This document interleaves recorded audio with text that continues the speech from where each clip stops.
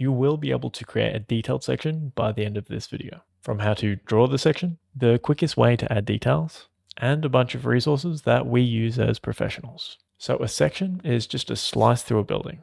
So it's a front-on view of that slice of the building, which we then detail the specific elements that make up the building. To create a section in ArchiCAD, over on this left-hand panel, we'll want to go to the Section tool. We'll click it once, and we'll click on the left-hand side. We'll hold in Shift so that it's parallel. We'll drag it all the way across to this right-hand side, and we'll click once more. From there, a little icon will show up. It's a picture of an eye, so we just want to point that in the direction that we want to cut the section. So for this one, we'll point it down, so it cuts through this side of the building, and we'll click once more. From here, if we click Escape, and then click on the section, if we right-click the section and click Open with Current View Settings, this is going to show us that slice through the building. If we hit F2 and then Control D, we can actually drag where this section is. And if we open it up again, it's going to update to the point in the building that we're cutting through, just like with elevation markers. Now we're going to take the section from looking like this all the way to this. Just here, we've got a checklist of the things we want to include. The first thing is we want to make sure that the section marker is actually showing up on the floor plan. We've currently got our section marker, but the section heads are a mess and don't clearly define what the drawing is referencing to, which means we have a clear reference between our floor plan here and the section that we're referencing it to. All we have to do is change a few settings. So if we click on the section marker and hold in Control and tap T, or click up in this toolbar just here for the settings, we go down to marker symbol and text and we click once. We'll change the marker style to circle style 4, and we're going to turn off symmetrical text. We'll go to our next page. We'll turn off Show Drawing ID, and we're just going to turn on Show Reference ID. From here, if we click OK, this is now going to show the ID of the section that we're using. So with this section selected, if we go up to ID and type A and click Enter, this is also going to change it in our section's head. Now, if we go back into its settings with Control T, there's a few other little things we want to clean up. If we now go to Marker, we'll turn off this middle part and we'll change the length to 10. And we'll change the dotted line to a solid line so that the line is still long enough that we can draw where the section is cutting through. And for the pen, we'll want to use a lighter weight. So we'll use this number 1, which is 0.13, compared to say the really thick one it was on previously, 0.35. Now for the pen marker, we'll just click number 1. And from there, we'll go OK. And with that, we've got our first point checked off. From here, let's select our section, right click and go Open with Current View. Now at the moment, the shadow is distracting a little bit, so let's right click on the section and go to Section Settings. From here, let's stretch the palette down just a little bit. So we'll go Surface Color Fill, Not Shaded. Now down the bottom, we'll open up the shadow toggle just here, and we'll change this to a light gray, say 101. And we've got that at 25%. And if we click OK, so that is going to lighten everything up. From here, we're also going to select all of the internal walls just here. And we're going to go to the building materials just up the top. If you can't see it, just scroll across until you get to Buy Building Materials. We're going to click the inside face surface, this one just here. And we'll go with Stucco White Rough. So we can go Stucco White Rough and click. And this gives us a nice clear palette to start with. From here, we'll start adding in some of our detail. But first, there's something I want to share. We're going through a real construction site for a job that I've drawn. We'll go through what it looks like here on the floor plan of the architecturals, as well as what it looks like on the floor plan of the engineering, and how they actually look in real life, as well as what they're called and why they are there. We're going to go through a couple of the feature details and break it down step by step. So starting with this corner window. We've got the window just here. This is our view out to the water, so we don't want this interrupted in through here. Now this is what it looks like when it's all finished up. So we've got no column coming down through that corner. Otherwise we'd take out a fair bit of the view. So to support the roof load that's coming down through here, from here we'll start adding in some of our detail. Say this concrete footing just down below. So this concrete footing is actually just a fill that we've created using the fill tool just over here. Now the exact concrete footings and the raft slab will be up to your engineer's specifications, but at the moment you want something indicative of the structure that we're going to be showing. Now to draw this footing, it's really quick and easy. So from here, we'll go to the fill tool, we'll select it, and we'll go up to Geometry Method Rectangular. Now if we zoom into this bottom left-hand corner of the slab, now if the lines are a bit distracting and thick, we'll right click and go True Line Weight. we'll turn that off. And from here, where the wall meets the slab, we'll click just in that corner edge just there. We'll drag down to this bottom right hand side and we'll tap tab just once. We'll type in 300 for our first dimension. We'll tap tab and we'll type in 300 for our second dimension. From here, we'll click enter and this will finish our first part of the slab detail. Now with the fill selected, we'll go up to the fill type and we're going to type in concrete and we'll go to concrete lightweight. So we'll change the foreground color to number 1, which is just a black. We'll change the second one to a gray. From here, we want to add to the footing. So we'll click on this corner node just here and we'll go to add to polygon. With it selected, we'll click this top left-hand corner, making sure we've got geometry method rectangular selected. We'll drag it out to this right-hand side. We'll tap tab and we'll type in 900 just for now. And we're also going to go 100 and we'll hit enter. And this here is a pretty basic footing. Now to add strength to this internal corner, engineers sometimes add a chamfer. Now to add this chamfer, it's actually pretty easy. If we now click this node and we click on add to polygon, but this time instead of geometry method rectangular, we'll go to geometry method polygonal. We'll click on this first node and we'll drag our mouse down, then we'll hold in shift so it's locked to that vertical line. And now we'll tap tab just once. We're going to give this 100 mil. We'll hit enter. From here, we're going to drag our mouse up to the right. We're going to hold in shift so that it's at a 45-degree angle just here. And we're going to click this edge just here. When it has that little black pen, that means that it's locked onto that little edge just there.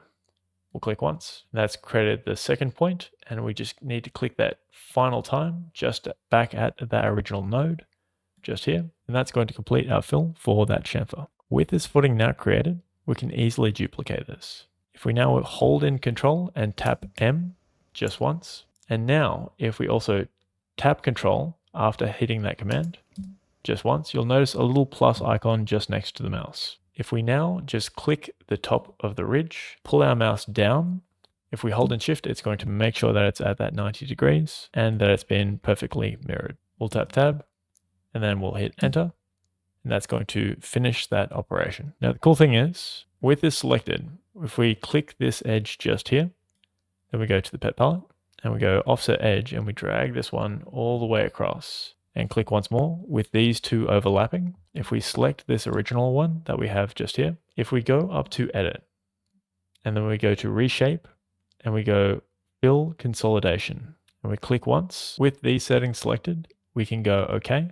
And it's going to merge those two fills together. Using all of these techniques together, you can create a massive variety of shapes, which is critical to detailing. Now, while it is typically best practice to have as much modeled in 3D as possible, knowing how to create things in 2D, if you're on a tight deadline, or if you know that it's only going to be seen from that one perspective, can shave off a tremendous amount of time. Again, 3D is typically ideal, but knowing how to detail with 2D tools is also critical. As a professional, time is always a consideration when it comes to drafting. If it takes 3 hours to model versus 30 seconds to draw with a fill, it's a trade-off that we're constantly considering, but knowing how to do both is critical. Now that we've completed some 2D detailing, we're going to move into some BIM detailing. So if we go to our example file and we zoom in and we click on the installation, this is actually an object, and this object I've found is the quickest and easiest way of drawing insulation inside of ArchiCAD. So to draw this in our project, all we need to do is on the left-hand side, just here, go to the object tool. If we select this, then go up to its settings, just here, or Control-T as the shortcut. If we now type in insulation, we'll have fiber insulation, just here. From here, we can change its parameters. Say if we want it to be 90 mil thick, so we can go 90, and we can go OK. And then we can just click onto our drawing just here. From here, if we hit escape to deselect the tool, so we'll hit escape again. Sometimes you have to hit escape twice. We'll select the object. We'll tap Control-E to rotate. We'll click the top and then the bottom and then rotate this one so it's 90 degrees. Let's zoom in. And from here, we can just drag this one over. And the cool thing about this object is if we just select one of the nodes, we go into the pet palette and we go move node, we can actually stretch the object. Now on this one here, it's just stretching that bottom end angle. So you can actually angle the insulation, which is actually really handy. So we're not going to use that node just for this one. So we're going to hit escape and we're going to select the top one.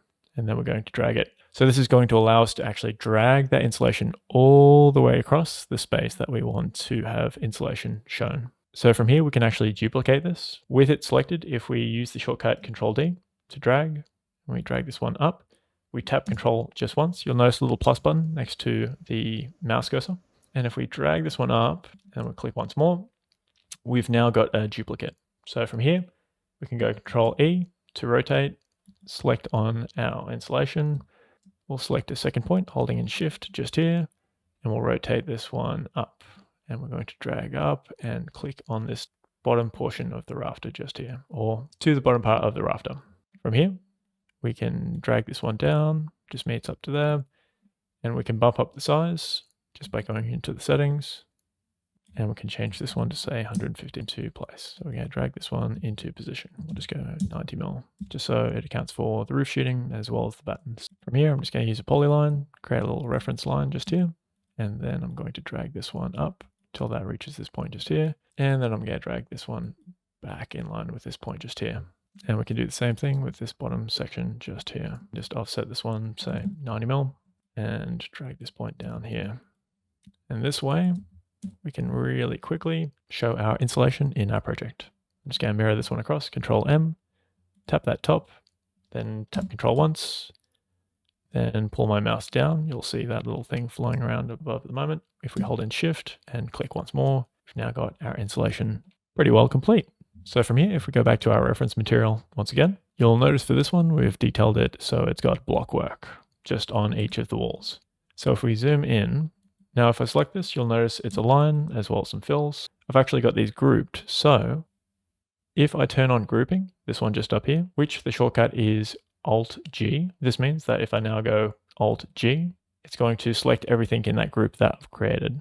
Grouping is a tremendous time saver instead of having to go through and select each of the individual elements. So we're going to quickly go over how to create groups so that you can save so much time when you're actually drafting, because we actually use grouping everywhere inside of Archicad. Even this figure just here, all these lines have been grouped together.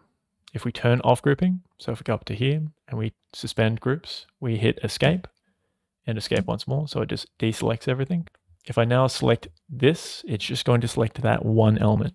Now, if I turn grouping back on, so if I go to Alt G, it's going to select everything. So that's turned grouping back on. Turning on and off grouping allows us to select just one element that is part of that group. We're going to copy this block just here. We're going to take this into our project and paste it.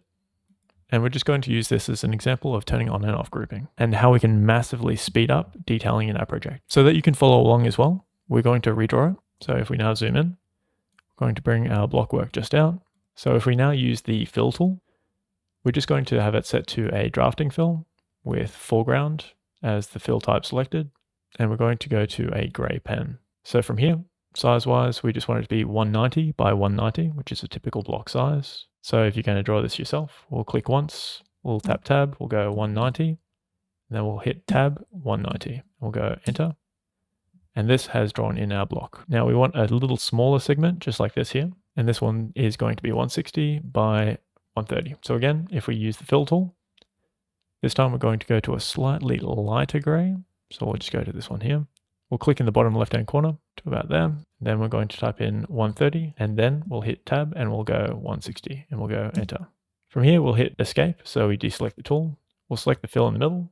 We'll go Control D and then we'll shift this one across. So to half that distance, we're going to hit tab and enter in 30 and go enter. From here, we'll hit escape and escape again. We're going to select this one just at the back. We're going to create another node by selecting the edge. We're going to go insert new node, this one just here. Now we're going to drag this across this edge. I'm going to zoom in so it's a bit easier to do. And we're going to hold in Shift just so that it's parallel with this line just here. And then we're going to line it up with this point just here. Just while we're holding in Shift, when our cursor turns to that black pen, we'll know that it's lined up with this one just here. And we can click once and we've created that node.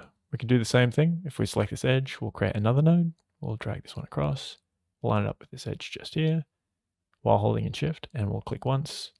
Then from there, we can click this top and we can drag this one down just by clicking offset edge, and we'll bring this one down. Cool. So we've got a basic bit of block work. Now, so that we can see the edges around it, let's select those fills and we're going to turn on outline. So we'll click this one just here, and we'll just give this a black outline, just a nice, we'll have that as this one just here. So we've got some basic block work and we've got two fills. If we want to be able to select one fill and then have both fills select at the same time, instead of having to click through, holding in shift so it selects everything, this is really easy to do. So while we've got this fill here selected, if we now hold in shift and select this backfill just here, we've now got both of the fills selected. Cool little side trick, just up in this top left-hand corner, you can actually see how many elements that you've got selected. So this is really helpful to identify if you've accidentally selected anything else. Cool, now we've got the things that we want to group selected. All we need to do is hold in Control and tap G. And you'll notice that the nodes around the fills themselves have changed to a slightly green tinge. And this is how we can identify if something has been grouped or not. So if we now select outside of our object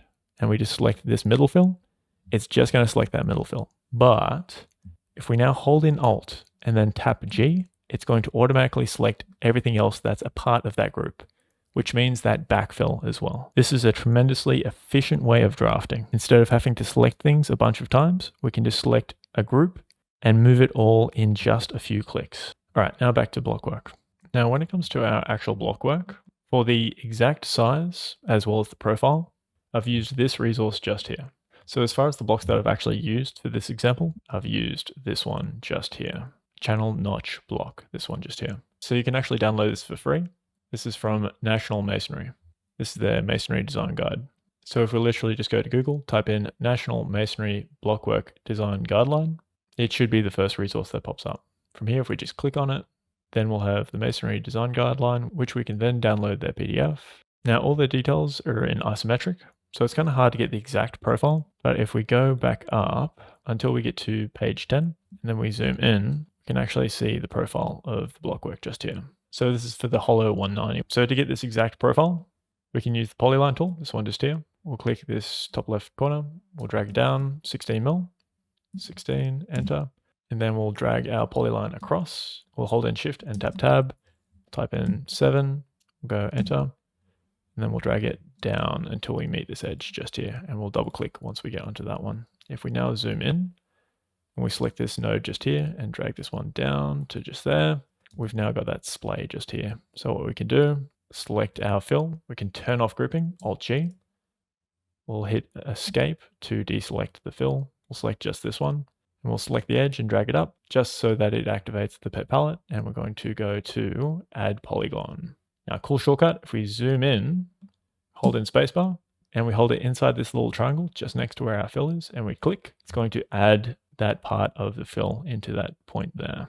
We'll hold in shift, which will allow us to cycle through the different elements as we hover our mouse over them. If we hit tab, it's going to select the different elements. So we want to make sure we've got the polyline selected, and we'll click once. We're going to hold in Control after that. We'll tap M to mirror this. We'll zoom out, and we'll go to this bottom point just here, just so that it's equally mirroring it across. We'll click once, we'll drag our mouse up. This is going to create a duplicate of this line. So if we tap Control, just so it's got the little plus button next to our mouse, we'll hold in Shift and we'll click once. We've got that one just there. So now if we select the fill, we click the top edge, add polygon, hold in spacebar, and we repeat that. We can now delete those reference lines. Holding in Shift, we'll select this one on the left, this one on the right, we'll hit delete. And this way, if we select everything, we've just got those two elements, which keeps things nice and streamlined. So we'll go ahead and we'll delete this one just here. We'll select this one. We'll make sure we've got grouping turned on. We'll zoom back out, and we've got the blockwork ready to duplicate up that wall. Now that you've got a firm understanding of how to group items, we're going to duplicate those items across our section so that we can really quickly and easily create these kind of details. You can do this with any wall profile. So let's go back to our example file, and we'll start duplicating this blockwork. If we now zoom in, so we're nice and close to this bottom left-hand corner, we'll select our blockwork and we'll go Control D to drag it into place just here. Now our actual wall profile is 200 mil, so we're going to have this little space just to this right-hand side. So we're going to treat this as if it's the plasterboard that's being fixed to the blockwork. Now we want to duplicate this blockwork up this wall. Now instead of going Control D and duplicating by tapping Control and then doing this a bunch of times, there's a much quicker way and more accurate way as well. Now we know the size of this blockwork is 190 mil. Typically, block work is put on top of a bed of mortar. So we'll want to bump this up 10 mil. So we'll hold shift, we'll tap tab, and we'll go 10 mil. So we'll bump this one up. From here, every time we have a piece of block work, it's going to be block work, mortar, and then another piece of block work. So what we can do, we can select our bed of block work, and in the pet palette, once we drag our selection and we activate our pet palette, you'll see multiply. Incredibly powerful tool. One that is going to serve you throughout your entire drafting career if you take the time to learn it. So once we select the multiply tool, there's a lot going on here, but it's easier than it looks. So if we now go to the spread option, this one just here, from here, all we need is the dimension that we're going to be duplicating the block work up. So for this one, we've got 190 block work, and we're going to plus in that 10 mil of mortar as well. If we quickly go to our example from the manufacturer just here, you'll notice that they've also put in this slight little gap just here as well. Now, just as a reference for mortar, on page 9, they actually mention it just here. It's usually specified as 10 mil thickness. They've actually got a bunch of information on mortar here if you want to nerd out on the actual properties of this very common system. Now, all we need to do, that 190 plus the 10, so we're going to type in 200 and we're going to go OK. So from here, all we need to do is select this bottom portion of the block work just here. We'll select it, this node just here. And if we drag our mouse up, you're going to notice we're duplicating block work really quickly up this portion of the building. Very cool and very powerful tool. So if we now zoom in, we don't want it to be on a stagger. So again, as always, we're going to hold in shift. This is going to keep it vertically locked in. So now that we've got it up towards the top, we're going to click just once, and this is going to duplicate all of our block work. So if we zoom out, just like that, we've got all of our block work drawn in. All of it perfectly spaced, exactly to the dimension that we've specified. And each time we select the block work, it's going to select that whole piece of block work. Now, if we want to just select this whole entire portion just here, instead of the individual block work each time, if we just go undo, and now if we go redo, what we can do is we can actually hold in Control and Tab G, and we can group this entire wall over here. So anytime we click off of this and then we click it again, it's going to select all of that block work all at once. And if we just want to select one piece of block work, we can turn off grouping. We can select the block work. We can select both these parts of the element. We'll go Control D, we'll drag it out. We'll tap Control just once to create a duplicate. And then from here, we can just then duplicate that piece of block work. If we now go back to our example, just in here, you'll notice that I've got this as a light gray. So I'm basically symbolizing this as if it's had concrete poured inside of the block work. So it's core filled block work that we've got just here. So the way I've done this, I've just done this with literally just a gray fill that I've sent to the back. If we select the fill tool, we'll just select this bottom portion, select all the way up to the top. We'll click, it's going to hide everything. But if we hold in shift and select this fill, then right click and go display order and then go send backward, it's going to send it back in the priority order of the lines and of the fills. Now, one slight difference you might have noticed in the detail just here is this block just here. So if we go back to our reference material just here and we zoom in, we'll notice this just here. So it's a bit more of a hollow block, and this serves like a beam that goes across an opening. So this opening just here. So they're going to put steel reinforcing and grout and across this. So it's going to serve like with timber work, you'd have a timber beam that goes across the top with block work so that they can actually support over this opening just here. If it's not like an arch naturally kind of supports itself, but that's a topic for another day. This is typically what's implemented. So steel reinforcing and grout. Now, another great resource, which I'll share with you right now, is this just here. This is one of my favorite books. So this is Building Your Own Home by George Wilkie. So inside here, he's actually got a section on solid masonry construction. So if we look at this one just here, we've got bond beams, special hollow blocks for top course have reinforcing steel, concrete, and concrete fill to bond the wall, and it acts as a lintel. We've got conventional roof frames, as well as trussed roof frames, as well as brick veneer construction, and much, much more. Now, engineers and manufacturers are going to be the ones who are actually specifying the exact dimensions as well as the exact sizing. But having a fundamental knowledge of the construction systems will put you so much further ahead and will save you so much stress when you're talking to clients, when you're talking to builders, when you're talking to consultants. So when they ask you a question, or if you just need to discuss something in the project, you'll have enough background knowledge and information to at least be able to talk through it with them and help make an informed decision. So for me, investing in my resource library has been a tremendous win for my career, and I'd highly recommend it for anyone else who's taking this stuff really seriously. I've slowly built up a library of a bunch of different books, each of them useful for different things. So if you'd like to see the stuff that I've got in my library, just leave a comment below. So I've got a short playlist. Each video is like a minute. I go through a short review of some of my favorite pages and what I find the books useful for. So if you're curious, just leave a comment below and I'll send you a link to the playlist. So if we go back to our drawing, we're going to select our blockwork, and zoom in. Also select the concrete fill we've done as well. We'll go Control D. We're going to drag this one just over to this other side, just here. We'll zoom in and make sure it's just on that bottom right-hand corner. And just like that, we've got our walls pretty much all drawn up. If we did want to go into the detail, we could draw up this block just here, but it'd just be following the same steps as we did for that previous block. So from here, we want to draw in some gutters. So we're going to go back into our 2D. So now that we're on the ground floor, what we'll want to do is we'll want to go up a story. So if we just hold in Control and press the up key, this is going to take us up a story. And this is where we're going to be drawing our gutters. So to create our gutters, just like this. So here in 2D, we'll just go to our object tool. From here, we'll go up to our settings. We'll type in gutter, G-U-T-T-E-R. Go to gutter 27. And we're going to turn off the hangers and we're also going to turn off the downspout. We'll keep everything else as it is and we're just going to go OK.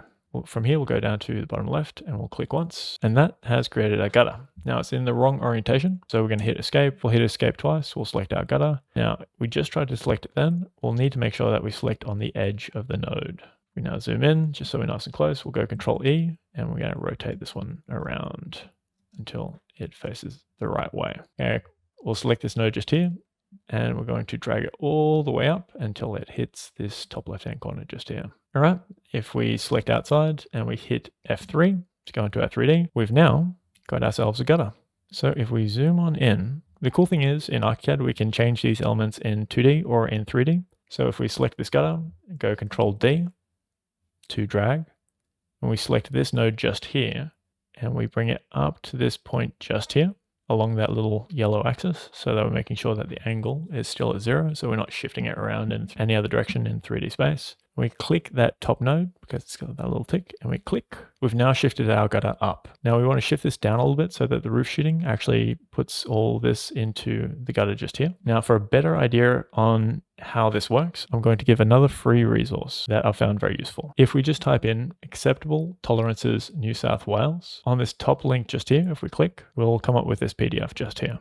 Now if we scroll down and through, we're going to find a bunch of information and eventually we'll get to here. Now, if we zoom in, this is going to tell us the amount that the roof sheeting can come out and over the gutter. So maximum 65 for both metal and tile roofing, and minimum 35 for tile roofing, and minimum 50 for sheet roofing. So if you're going to be detailing this kind of stuff for New South Wales, I've found this to be a handy resource. They've also got this for Queensland and hopefully ideally wherever you are as well. They also cover some things like apron flashing and a few other details as well. But for roof sheeting and flashing, my typical go-to is the Lysart's Guide. They've got so much information here, from ridge capping all the way to apron flashing, as well as information on gutters, as well as roof penetrations, say for like chimneys and skylights, or even small penetrations for things like your stink pipe from, say, your bathrooms, typical dimensions. This is a tremendous resource. So if we just type in Lysart detailing for architects and we go down through to downloads, from here, once we're in the actual downloads themselves, if we hold in Control and tap F, we're going to go to find and we're going to go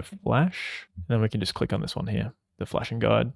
Highly recommend downloading this one and having it on hand for when you're detailing out stuff or anything related to steel roofing and flashing. I've found it to be a tremendous resource. Now, if we were to go back to our gutter itself, there's more nuance than I can go into here with the actual height, because you're actually going to typically be sloping your gutter as well, so that it's not just flat. But for this here, the level of detail that we need to show in the model for a typical detached dwelling, we're not going to go into that much detail. Unless it's specifically asked for, then that's a whole nother thing. So for now, basically we'll just grab it.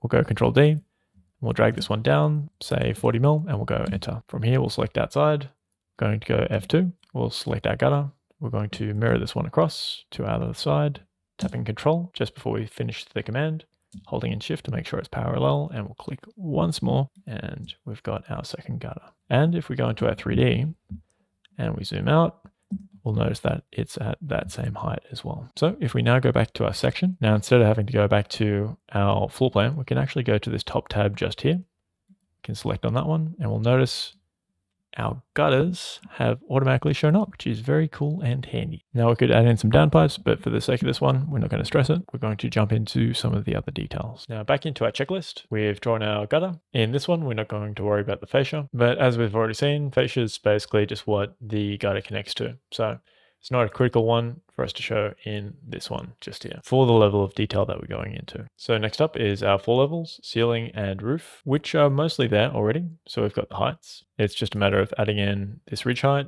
as well as the heights here on the side, similar to what we've done in the elevation. If you have watched the elevation video, feel free to skip ahead for this part and we'll jump into the next segment. But if you haven't, we go to the polyline, which is going to draw a line across the top here. Say 2500, we'll go enter.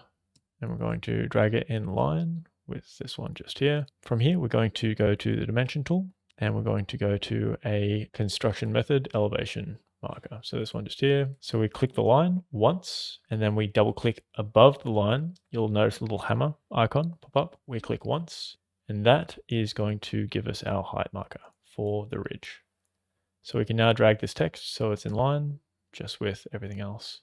Now, typically we'll label this with text like this here. So we just go into the text tool, double click, always making sure we're in capitals, ridge, height, click outside. This is currently set to 2.5. We're going to change this to 2. And then we're going to go Control D and drag this one just in line. We're just going to right click here and then go to section settings. With the story levels, we're going to open this up. We'll turn off this one on the right hand side. We'll also turn off the middle point as well. And we're going to go into text style and we're going to change this one to 2 so that everything is uniform. From here, we'll go OK. I'm going to bump up the size just here. We'll right click and we'll go to section settings again. And just after the text, we're going to go down to story level, symbol and text. We'll take this one to 0 and we're going to bump this one up to 1500. We're also going to take these numbers here down to 0 and we'll go OK. There we go.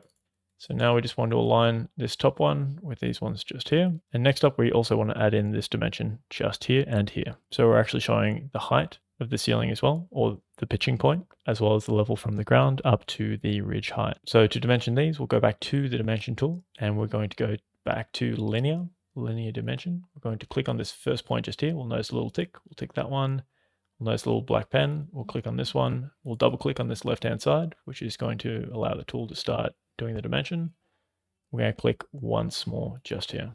That's done our dimension there. We're going to do the same thing for this top one. I'm going to go into here. It's not giving me that black pen. It wants to do it to the text, so I'm going to do it to this point just here, because we want it to actually be to the height marker itself. So from here, we're going to double click on this left-hand side, click once more, and now we've got our overall heights. We want these to connect up to these height markers just here, so they look more like this, so we can easily tell which elements that they're showing. So we're going to select both the dimensions. We're going to go to the dimension settings, and we're going to change it to custom height, and we're going to go OK.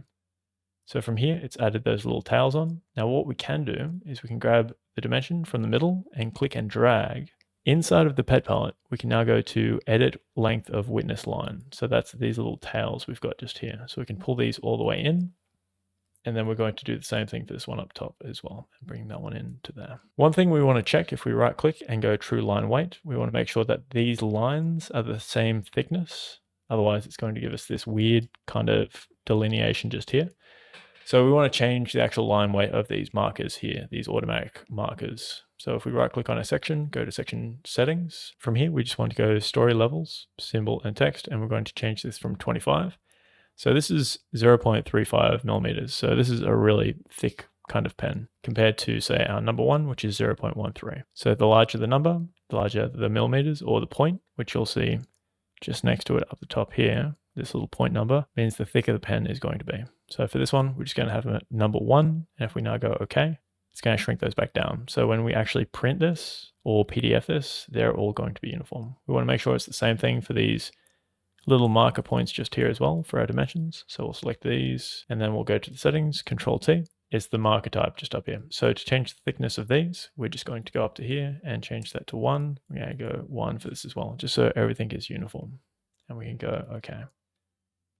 All right, and with that, we have got our height markers. So we can go to our checklist and we can go floor level, ceiling, and roof levels to AHD, Australian height data. Basically, there's a point which all the heights in Australia are referenced to, just so that we can accurately measure anything in reference to another thing. It's a little bit tricky to explain, but for the time being, a number that's being shown for that height. Next up is roof pitch, another easy one.